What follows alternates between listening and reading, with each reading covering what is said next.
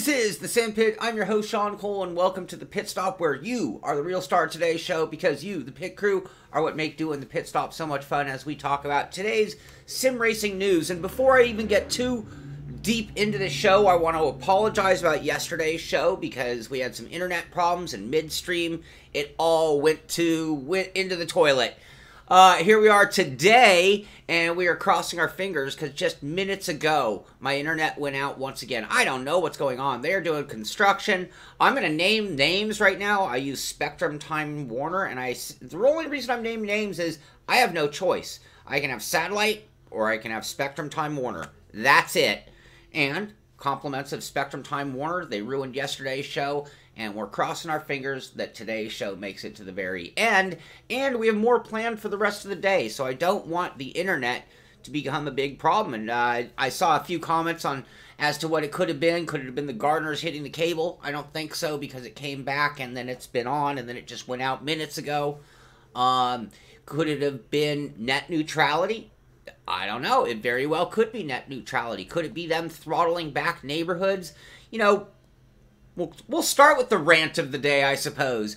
But, you know, here in America, I don't know how it is in other countries, other viewers watching from other regions, but our government, you know, bless their heart, gave monopolies to the cable companies. And so Spectrum can do whatever the heck they want.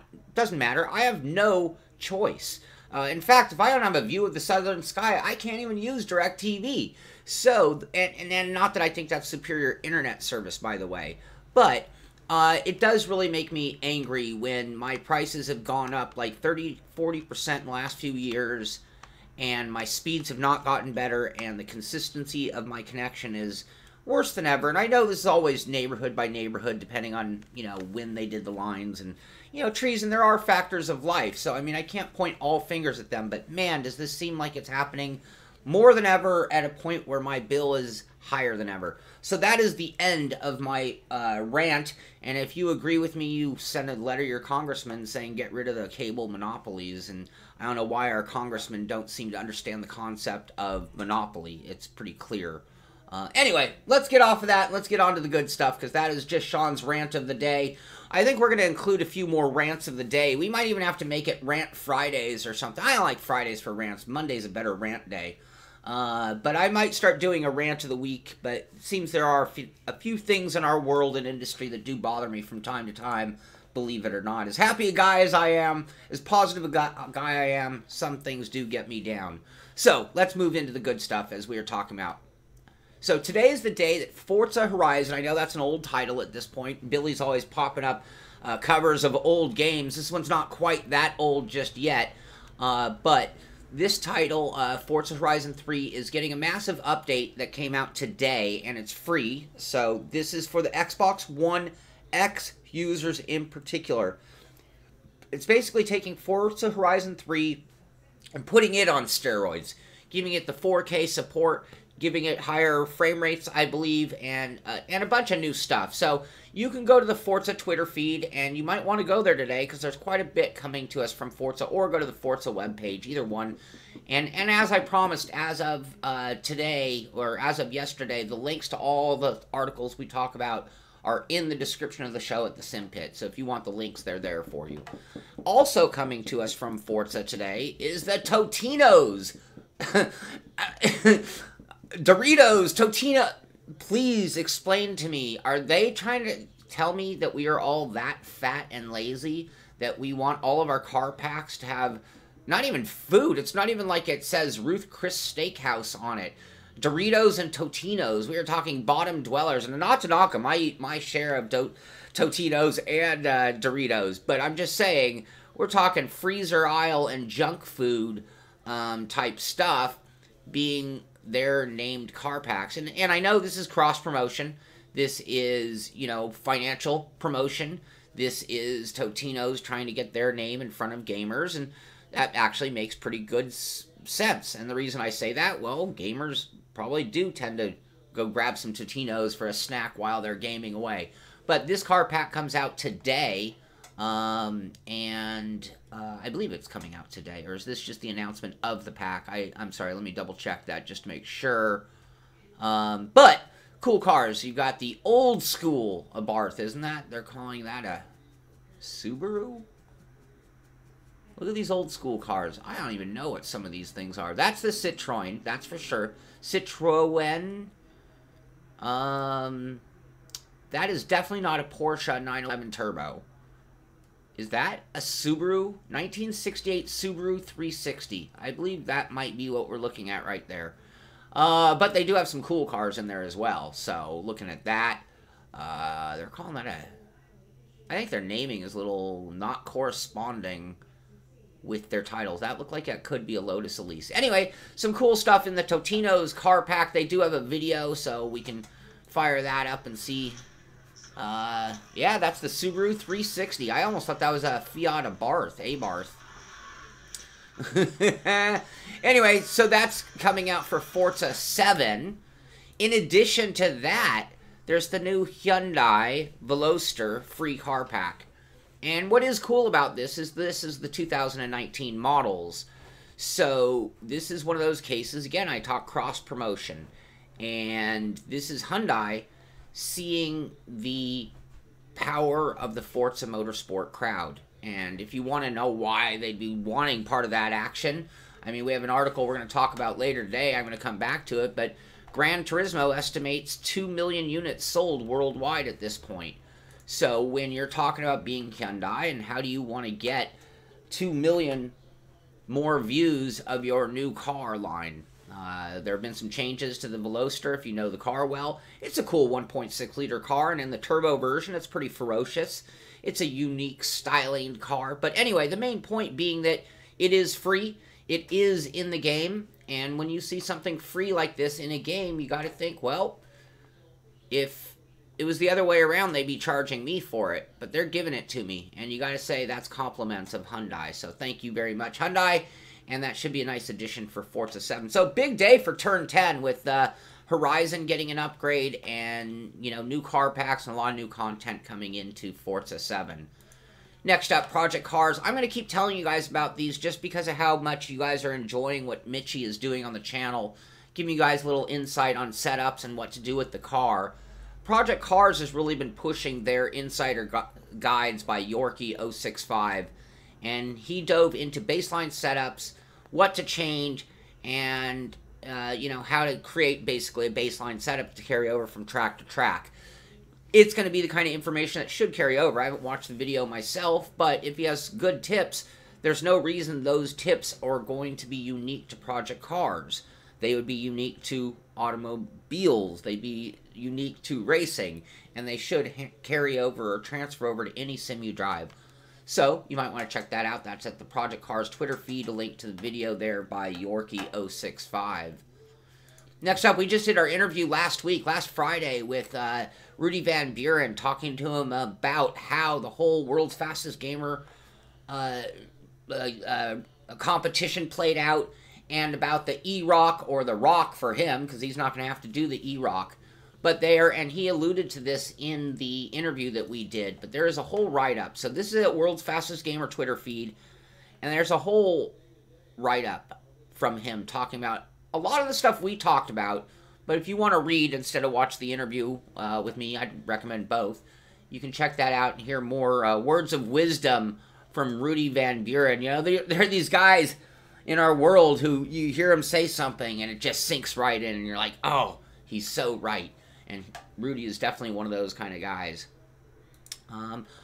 I've been contacting them, trying to get some more information on the TT Isle of Man game. And we showed one of their bikes yesterday. Now they have another video showing some of the gameplay from Isle of Man, which is coming out in March. And I've been talking to them, contacting them, trying to get a copy of this. These are the same guys who have... who made WRC7. So they do have, there is a certain amount of history with this company and gaming, and that should help raise expectations. So I'm really hoping I can get an advanced copy and get in and try this out. I'm eagerly anticipating this particular game. I think it's going to be a great distraction for all of us. Hello, Dan. Hello, everybody, and thank you all for being here. Excuse me. Thank you all so much for being part of the pit crew. and just being here to hang out and talk sim racing. And, you know, everything we've talked about now is up to now has been really sim racing news outside of my rant. But I do like to also talk about things that could be related to our industry. We talked about net neutrality and how that could have been what's killing my internet. We talked about chipset slowdowns because of threats. Those aren't specific to sim racing, but they do affect our lives. Well, something else true in that is there has been an upward trend in graphics card prices. So for a while, we were actually seeing dropping in prices. You see this chart, and you can see right here, there was a period of time at the, end of the year, beginning of the year, where we were seeing significant drops in price. And then all of a sudden, they have just started ticking right back up again. So it is going to, and here's a comparison card by card between December 4th and January 15th and the percentage of increase that we've seen. And this is both for NVIDIA and AMD cards. So I don't know how long the tick upward is going to go. If you're in the market for a video card, this could be changing what card you're going to get. You know, the difference in price could take you from a 1080 Ti and drop you back into a regular 1080 based on prices. So this is something we'll have to keep our eye on and see if it continues to go in that direction. I remember a time way back when, and I've heard the same thing about RAM, by the way. Like right now, as of today, might not be the best day to build a new system because I've heard RAM is also expensive.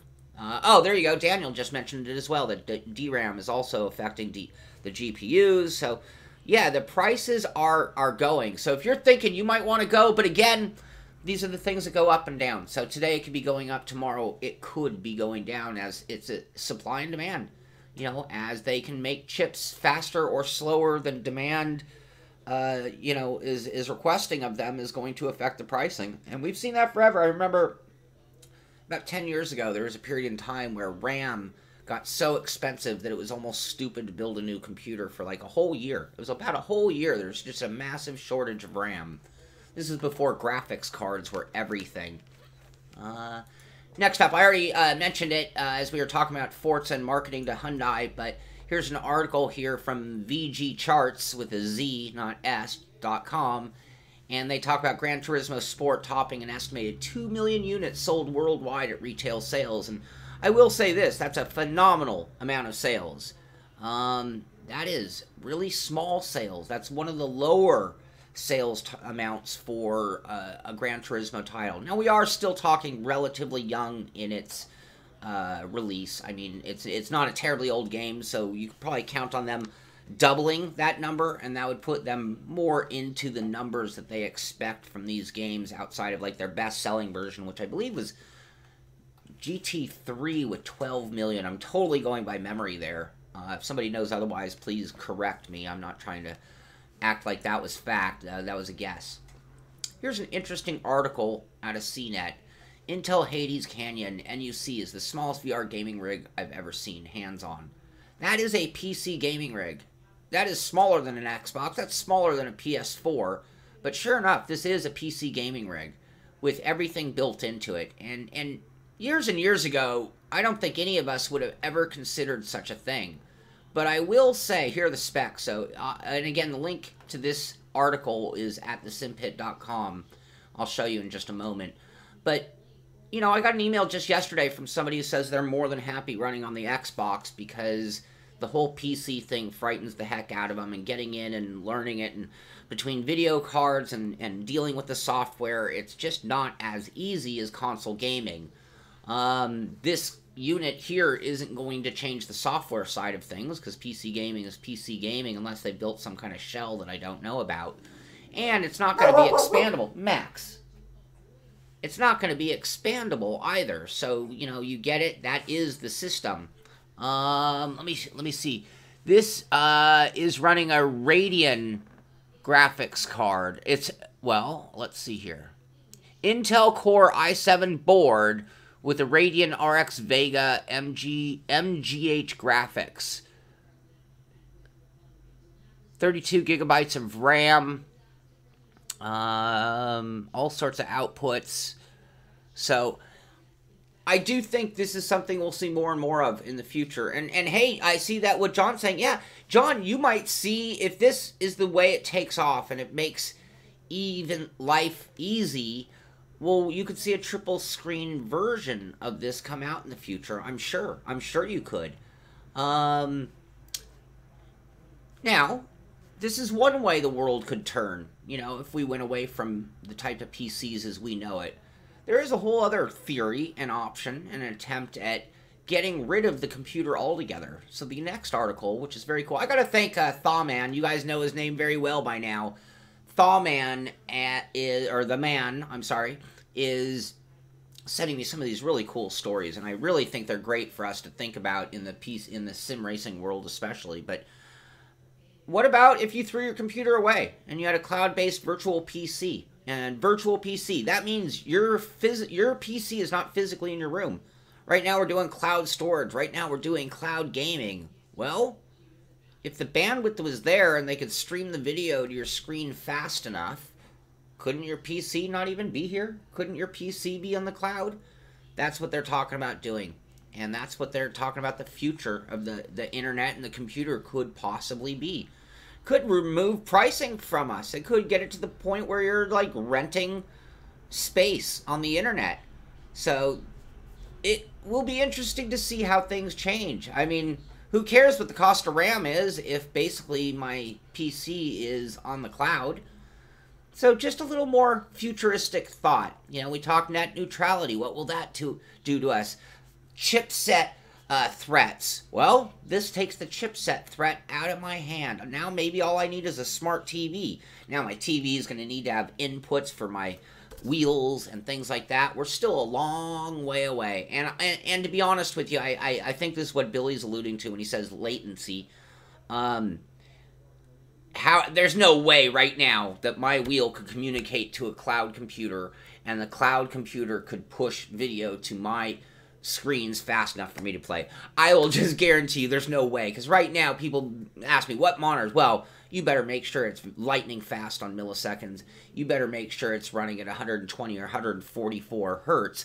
We, in sim racing, need instantaneous, no delay. I'm having internet problems just trying to stream a show, let alone running an important race. But it could be the future. You know, bandwidth could get uncorked.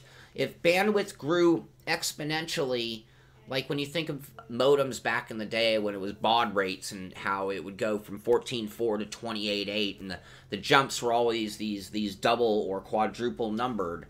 And if you saw bandwidth somehow between compression and just being able to transfer more information in the same amount of space, at some point it could happen. At some point our computers could be on the cloud.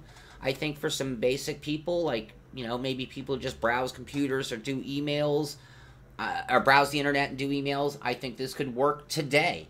We're already doing that to an extent with our cell phones. That's kind of what you're doing there. I don't have a computer and an operating system. I have a browser and I have an access to the internet.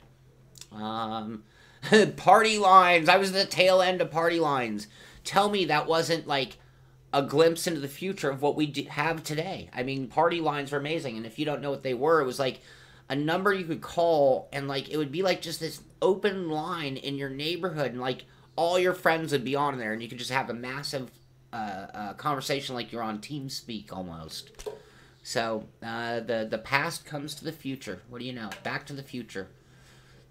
Next up, I'm getting towards the end of the show here. Next up, I've been following these guys, and the man sent me this one just so I didn't miss it, but Sim Racing Observer, and I almost want to talk to these guys, Jake Sperry, and we've questioned how their scoring is, and, you know, I appreciate what they're doing.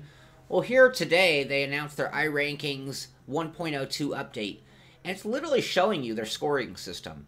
It's showing you all a variety of different, so if it was on RaceSpot TV, various different iRacing series, and how the points pay out when they're doing their sim racing rankings. So they're basically giving value and ranking or power to certain events over other events. And so if you really wanted to focus on your sim racing rankings, you could actually tailor the racing you're doing to the ones that are going to score the highest points, of course. Now, that's easier said than done. But just to give you an idea, and oh, look, and so the Pacific Majors, this is great. So I'm going to be running in the Pacific Majors, which means I'm going to be scoring points in the ranking system. Camel GT series, a lot of cool series in here, but it just gives you an idea of how they are doing their iRankings and how their scoring system is. So, I can't believe it. The show has gone on. The internet has survived, so thank you, Spectrum. I slammed you in the beginning, and I'll thank you at this point. Next topic is something that kind of, yesterday, first of all, let's once again just, mention the fact that Dan Gurney did pass away, and this is right when the stream cut out yesterday. And I think I was just talking about how he was such an important innovator from the era of racing when the racers were also the designers and the engineers, the crew chiefs, the builders, the constructors. And Dan Gurney is one of those racers who, on an engineering level, made huge innovations. The Gurney flap, the little wicker that goes on the end of every wing on every open-wheeled car, is a tribute to Dan Gurney. So, as I said yesterday, all of our thoughts and prayers, I know that's cliche wording, I wish I had better wording for the situation, goes out to the entire Gurney family. And, between Alex being a competent racer and all the things he's done, I think it's safe to say that Dan Gurney will live on in racing forever. So, that's that. Beyond that, I also talked a little bit about the Roar before the 24 race that we did over the weekend with Mitchie being my crew chief and spotter. And there was some good and some bad and ugly all combined in that race. And it was a lot of fun. And if you watch that race, you saw a different side of me, a side you've probably never seen before. But I lost my mind a few times during that race. There are some situations that just caused me grief. And if you haven't seen it, you might want to see parts of that video because it's, like I said, something you've never seen before. But that takes us to the real 24, which is coming up this weekend. And the Spatial... Yeah, so Spatial mentions Dan Gurney Eagle is the only Formula One car built, owned, and driven by the same guy, which is quite an accomplishment right there. So, anyway, I got an invite to run with Avid Chronic. As you know, that's Mitchie Hoyer's team. They are, some of the best sim racers on the planet, and they actually invited me to run with them in the 24. So that's going to be coming up this coming weekend. Let me show you how cool the car we're going to be running is, just so you get an idea what we're doing here. But that is the car. That is the Corvette prototype that we'll be running, and I am very much looking forward to it. It's going to be a faster car. It's going to be a more important race with 24 hours on the line instead of just 2.4. I'm going to probably have to do multiple sessions, and I am very much looking forward to it. And I really want to thank the guys at ACR Zach Speed for inviting me and allowing me to, drive that car, because who knows what could happen with anyone driving. But a little extra pressure will be on for me because I'll have others who want the car when I'm done, which means the havoc that I went through in the 2.4 going to make some other people very upset with me. So we're going to have to do very, very, very well in that. But that takes us to what's going on today, which is at 10 o'clock, internet staying live pending. We'll be doing another tuning, setup shop, and crew chief by Mitchie Hoyer with me driving the car. So just like we did for the Roar in preparation of the race, Mitchie can't race this weekend, which just is so terrible. It was a chance for me and Mitchie to race together, and he's not going to be there. But he is going to get me up to speed, and that's going to start today at 10 o'clock. So tune in for that in just a little over a half an hour. Should be fun, and you should be able to learn something. And if this is the race you're going to run in, you might be able to learn something on driving line, listening to Mitchie correcting me and what I'm doing wrong. And you might learn a little bit about setup, but I'm going to warn you in advance, we're going to be a lot more secretive about some of our setup change because of the magnitude of this coming race. When it was just me, we didn't mind sharing with the world, but now we're talking about a team car in a team event with a lot more at stake. But you'll be able to pick up some tips and tricks just by listening and watching and seeing what's going on. So that's pretty much going to take it to the end of today's show. As I mentioned, I've done a lot of work on the Simpit over the last few days, trying to get it to No losing your head. You interviewed Rudy and Mitchie is same. How to deal with adversity. But were their answers the same, Glimmerl? And it wasn't the only topic we talked about, but that's something that I really focus on when it comes to interviewing the aliens. It's like, well, I need to know what they do that we don't. But anyway, so today I do have the links to the links to all the topics on today's show are at the Simpit. So as you can see, you'll see the thumbnail right there, Sim Racing News.